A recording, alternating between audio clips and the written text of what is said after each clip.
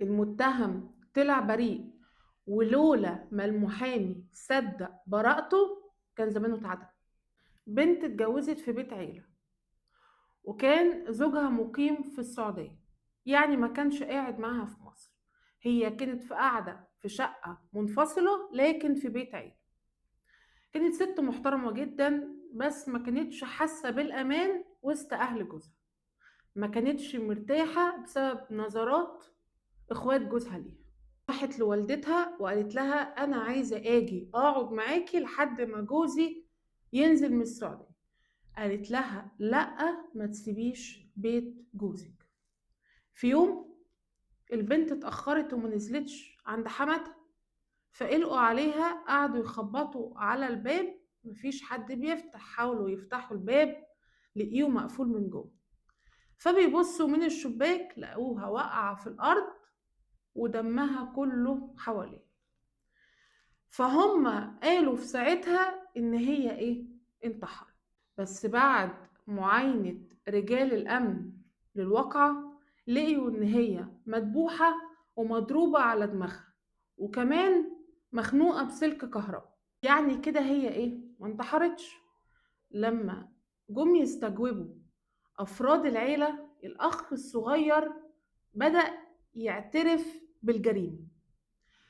قال إن في كهربائي موجود في القرية.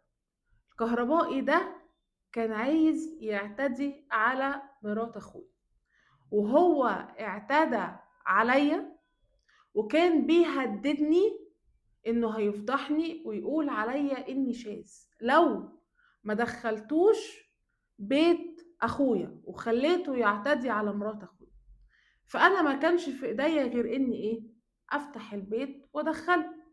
وهو بالفعل دخل، ضربها على دماغها وخنقها بسلك الكهرباء واعتدى عليها، ودار على كل بصماته ونزل. وكل ده حصل قدامي، وهددني اني لو فتحت بقي هيفضحني.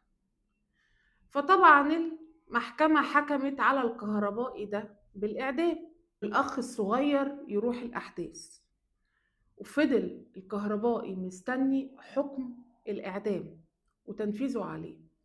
لكن كان ليه صديق مقرب كان واثق في براءته، فودى ملف القضية لمحامي.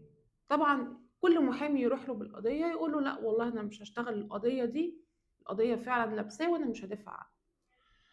صديقه أصر وقال له اقرأ بس ملف القضية، لو لقيت كلامي صح اقبل القضية، لو لقيت كلامي غلط خلاص.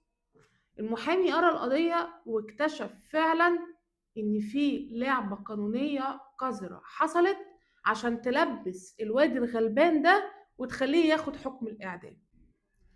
والحقيقة طلعت إن أخو جوزها الكبير اللي هي كانت دايما بتشتكي من معاملته ونظراته ليها هو اللي اعتدى عليها، وهو اللي دخل البيت وقتلها. وحفظ اخوه الصغير الكلام ده عشان هو عارف ان اخوه مش هياخد حكم، ان هو اخره يتحط فين في الاحداث. عشان كده نخلي بالنا من بناتنا، ولما يتكلموا او يشتكوا من اي حاجة حتى لو كانت بسيطة وصغيرة ناخدها على وجه الاعتبار ونخاف عليهم.